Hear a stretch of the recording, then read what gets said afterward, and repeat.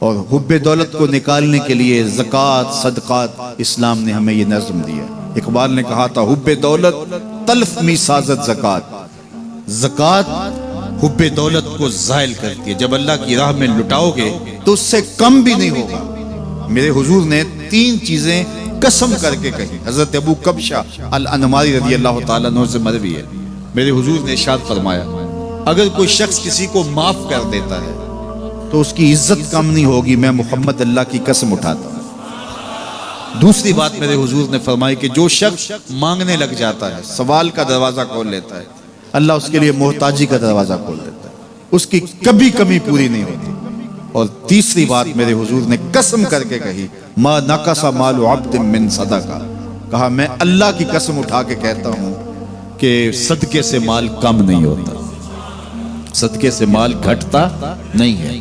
تو ایک تو مال بھی نہیں گھٹے گا، یہ ضمانت کس کی ہے؟ میری نہیں ہے، یہ رسول اللہ کی ضمانت ہے۔ ایک تو مال بھی کم نہیں ہوگا، اور دوسرا یہ ہے کہ حب دولت ختم ہوگی۔ نفلی صدقات کیجئے، غرباء کی مدد کیجئے، مساکین کی مدد کیجئے، اپنے غریب محتاج رشتہ داروں پہ غور کیجئے، ان کی مدد کیجئے، اپنی ہمسائیگی میں دیکھیے، پردے سے مدد کیجئے، ان کی عزت نفس بھی مجروح نہ ہو۔ یہ جو نمائش لگا کے 10 اخباروں میں چھپوا کے لوگوں کی مدد کرتے ہیں، اس سے گریز کیجئے۔ کبھی سوچیں کہ اگر آج کسی کی بیٹی لائن میں کھڑی ہے تو کل اگر یہ مرحلہ میری بیٹی کے لیے آ جائے تو پھر میرا مزاج کیا ہوگا؟ تو عزت نفس کا خیال رکھیے، لوگوں کی غربت کا تماشا نہ اڑائیے، اور لوگوں کی جو ہے وہ محتاجی کو اپنی تسکین کا ذریعہ نہ بنائیے۔ یہ تو اللہ نے تمہیں دیا اور انہیں نہیں دیا، اور وہ آزمائش کی گھڑی میں کھڑے ہیں، تم ان کے ساتھ کھڑے ہو جاؤ۔ تو لوگوں کی مدد کیجئے، دکھیوں کے کام آئیے، مساجد کی جو ہے وہ تعمیر کیجئے، مدارس دینیہ کے ساتھ وابستہ رہیے، اور لوگوں کی فلاح کے لیے، بہتری کے لیے کام کیجئے۔ اللہ نے آپ کو دیا ہے، یہ مال یہاں رہ جانا ہے۔ میرے حضور نے فرمایا ابن آدم کہتا ہے میرا مال میرا مال، اس کا مال وہ ہے جو اس نے کھایا یا پہنا اور پرانا کر دیا یا آگے بھیج دیا، باقی اس کا نہیں ہے، وہ وارثوں کا ہے۔ مرتے ہی ورثہ بن جائے گا، مرتے ہی ترکہ بن جائے گا۔ کفن بھی میلا نہیں ہونے دیں گے کہ بعض اولادیں تو بانٹ لیتی ہیں۔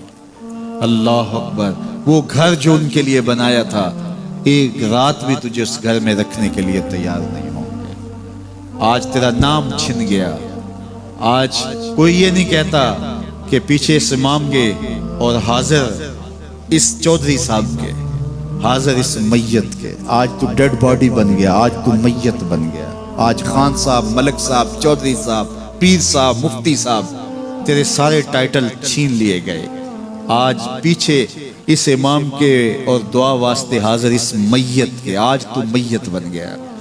آج تیرا لباس بھی پھاڑ کے اتارا ہے، آج تیرے انگوٹھے باندھ دیے گئے ہیں، ناک میں روئی ٹھونس دی گئی ہے۔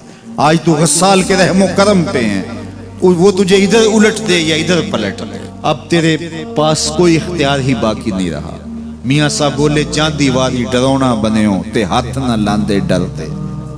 آج اولاد بھی دور ہے، پوتے اور پوتیاں بھی ڈرتی ہیں۔ جاندی واری ڈرونا بنے ہو تے ہاتھ نہ لاندے ڈر دے، جنہ لئی تو پاپ کمائے اج کتھے نہیں تیرے کر دے۔